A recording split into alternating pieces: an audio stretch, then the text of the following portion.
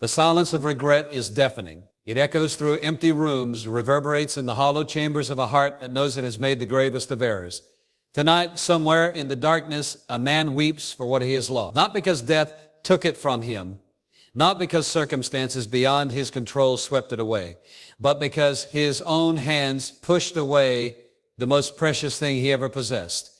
He had a queen, a woman who loved him with the kind of devotion that transforms ordinary men into kings. She saw potential in him when he couldn't see it in himself. She believed in dreams he had forgotten he ever dreamed. Her love was not the cheap, conditional affection that the world peddles, but the rare, authentic treasure that most men spend their entire lives searching for and never find. But the human heart in its fallen state has a peculiar tendency towards self-destruction.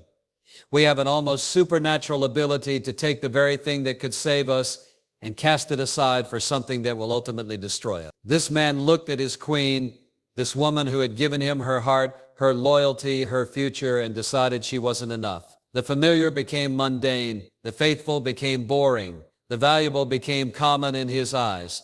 And so he made his trade. He exchanged his queen for a pawn. What is a pawn? In chess, it's the weakest piece on the board. It can only move forward one square at a time and can never go back. It has limited power, restricted movement, and is easily sacrificed. How perfectly this describes what he chose instead of his queen. He traded authentic love for fleeting pleasure. He exchanged commitment for convenience. He gave up someone who would have walked through fire for him for someone who wouldn't even walk across the street. The pawn he chose seemed attractive in the moment. Perhaps she was younger, perhaps she seemed more exciting, perhaps she offered him something his queen had never offered. The thrill of the forbidden, the intoxication of the new. But pawns by their very nature are expendable. They're not meant to last. They're designed to be used and discarded. And that's exactly what happened. Now he sits in the ruins of his own making. The pawn is long gone, having served her purpose and moved on to someone else's chessboard. The queen, his queen, has found someone who recognizes her worth, someone who treats her like the royalty she is. And he is left with nothing but the bitter taste of his own foolishness and the crushing weight of irreversible consequences. The tears he cries in the darkness are not just tears of loss, but tears of recognition. He finally sees what he had and what he threw away. He finally understands the difference between fool's gold and the real thing. But understanding comes too late when the treasure has already been given to someone else. This is the tragedy of the human condition. We are capable of such incredible wisdom, yet we consistently choose foolishness. We can see clearly in hindsight, but we're blind when it matters most. We know the value of water only when the well runs dry. We appreciate health only when we're sick. We understand love only when it's walking out the door. But here's what that weeping man doesn't yet realize, and what everyone who has made similar trades must understand. His story doesn't have to end in that dark room with those silent tears. Yes, he made a catastrophic mistake. Yes, he lost something irreplaceable. Yes, he will live with the consequences of his choices for the rest of his life. But his life is not over, and neither is his capacity for wisdom, growth, and redemption. The first step out of that darkness is brutal honesty. He must stop making excuses for his behavior. He must stop blaming circumstances, other people, or the pressures of life for his choices. He must look in the mirror and acknowledge that he is the architect of his own destruction. He must own his decisions completely, without reservation, without justification, without attempting to minimize their impact. This is not self-condemnation for its own sake. This is the foundation of all genuine change. Until a man can look at his failures without flinching, without deflecting, without trying to soften the blow to his ego, he cannot begin the real work of transformation. The truth may be painful, but it's also liberating. It frees him from the exhausting work of maintaining false narratives and allows him to focus his energy on building something better. The second step is understanding the nature of true repentance. Repentance is not just feeling sorry for what you've done. Many people feel sorry when they get caught, when they face consequences, when their world falls apart. But feeling sorry is not the same as repenting. True repentance involves a complete change of mind and direction. It means acknowledging not just that you made a mistake, but that your entire way of thinking was flawed.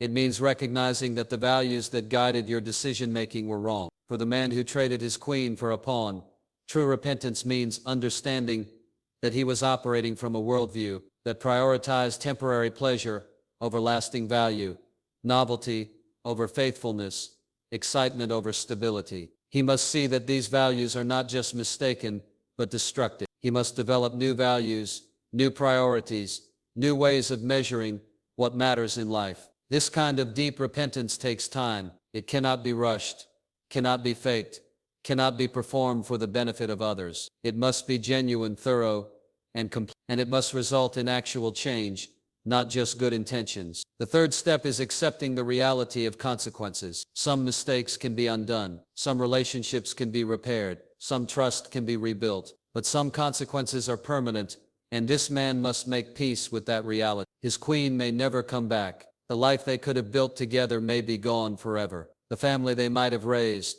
the memories they could have made, the love that could have deepened over decades, all of that may be lost beyond recovery. This is perhaps the hardest truth to accept, especially in a culture that teaches us we can have whatever we want if we just try hard enough. But some doors, once closed, cannot be reopened. Some words, once spoken, cannot be taken back. Some choices, once made, cannot be undone. However, accepting the reality of consequences is not the same as accepting defeat. It's not resignation or despair. It's the mature recognition that life has rules, that actions have results, that the universe operates according to principles that don't bend to our wishes or regrets. This acceptance actually becomes the foundation for building something new and better.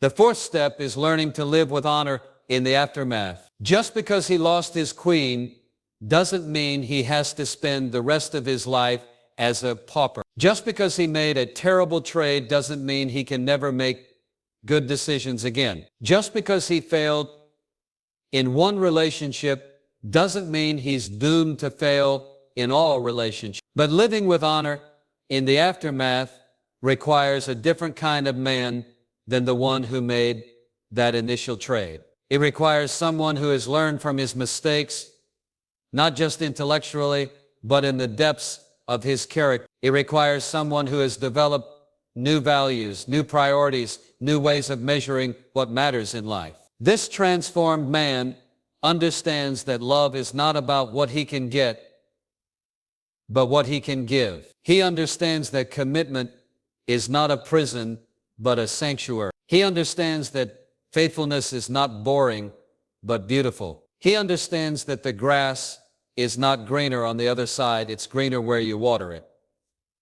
If he ever has the opportunity to love again, he will love differently. Not because he's trying to prove something or make up for past mistakes, but because he has become a different person. He will treasure what he has instead of taking it for granted. He will invest in what matters instead of chasing what glitters. He will choose depth over novelty, substance over sensation, character over charisma. The man who cries in silence tonight can become a man who loves with wisdom tomorrow. But the transformation will cost him everything he once was. He must die to his old self, his old values, his old priorities, his old ways of thinking and choosing. This death is painful, but it's the only path to resurrection. And what of those who are reading this, who recognize themselves in this story? What of those who have their queen right now, but feel the temptation to trade her for a pawn? What of those who are standing at the crossroads, about to make a decision that will alter the trajectory of their entire life? Listen carefully, the grass is not greener on the other side. That pawn you're considering is not worth your queen. That momentary thrill you're contemplating will cost you more than you can possibly imagine. The excitement you think you're missing is nothing compared to the deep satisfaction of building something lasting with someone who truly loves you. Your queen may not be perfect. She may have flaws, quirks, things about her that sometimes irritate you.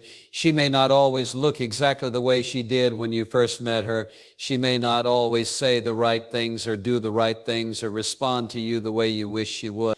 But if she loves you genuinely, if she's committed to you completely, if she's invested her life in building something with you, then you have a treasure beyond measure. Don't be fooled by the culture that tells you you deserve to be happy above all else, that you should follow your heart wherever it leads, that you owe it to yourself to explore your options. These are lies designed to destroy everything good in your life. Happiness is not the highest goal in life.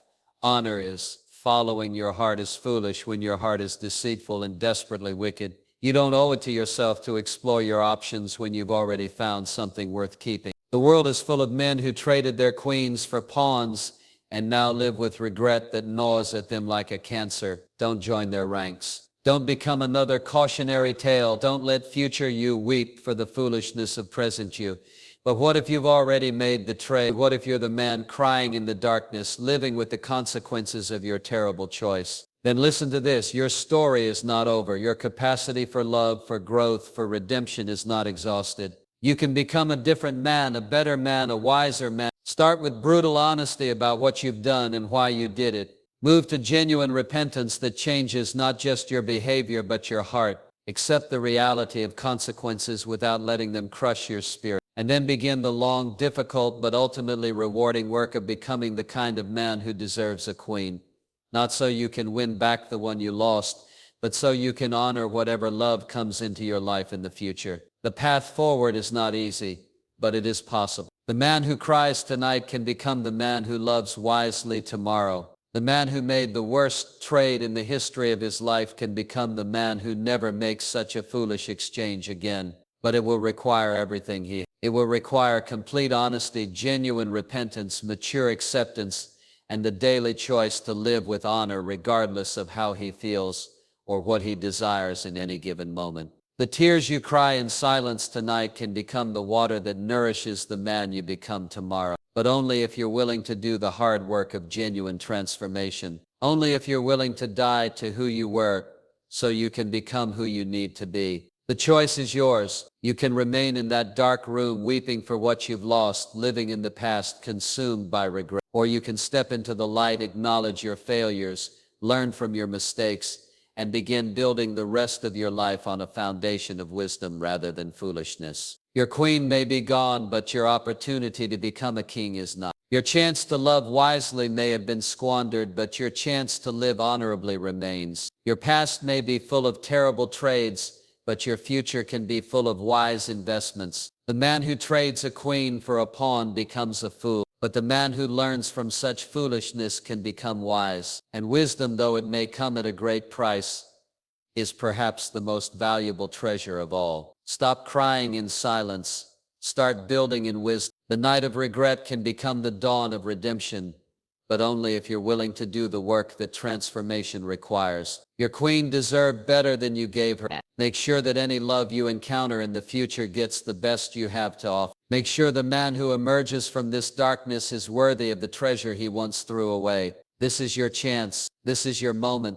This is your opportunity to ensure that the worst decision you ever made becomes the catalyst for the best man you will ever become. Don't waste it.